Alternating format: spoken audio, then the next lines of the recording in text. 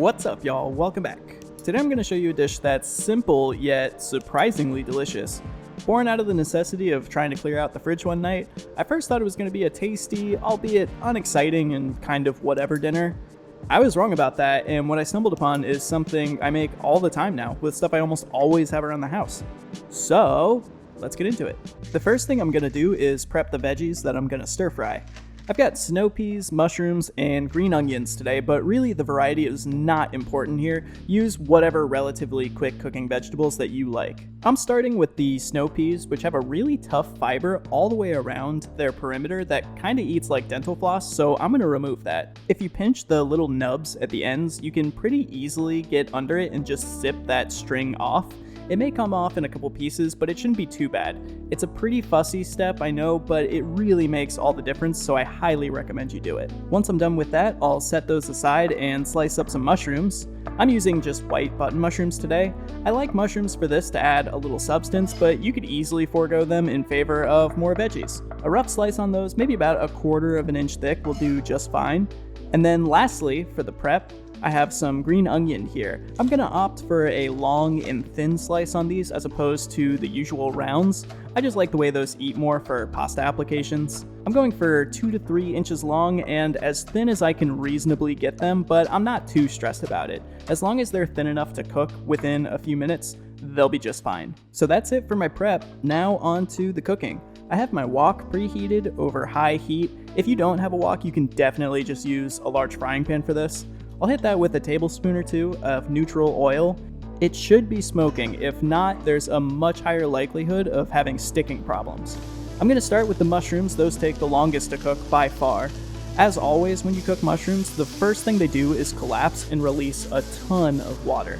I'm going to keep cooking these until they're dry again, and then I'll keep going a while so that they can brown up a little bit. I tend to like my mushrooms very well done, so I'm cooking them a lot, but you can do less if that's your preference.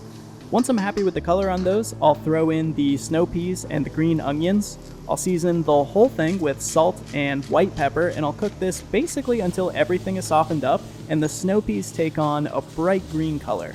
Snow peas are pretty tender, even raw, so they don't need a ton of heat. Once they go in the wok, they should just take 2 or 3 minutes. They look good to me right around here, and a taste test confirms they're tender but still crispy, which is perfect. The green onions, I'm not worried about. Those are definitely going to be done by the time the snow peas are. So now I'm going to finish by seasoning this with some light soy sauce and just a teaspoon or so of sambal chili paste. And that's it for the veggies. I'll just let that hang out while I do my pasta. I've had a pan of salted water coming up to a boil back here, and one thing I'm going to do today is add just a touch of baking soda to my water. The baking soda will give the pasta a springier, bouncier texture, more similar to an Asian style noodle. Don't add too much though, that'll start to give things an off flavor that's kind of sulfury to me. So just like half a teaspoon in there, and then I'll add my pasta. This is just regular spaghetti I'm using today.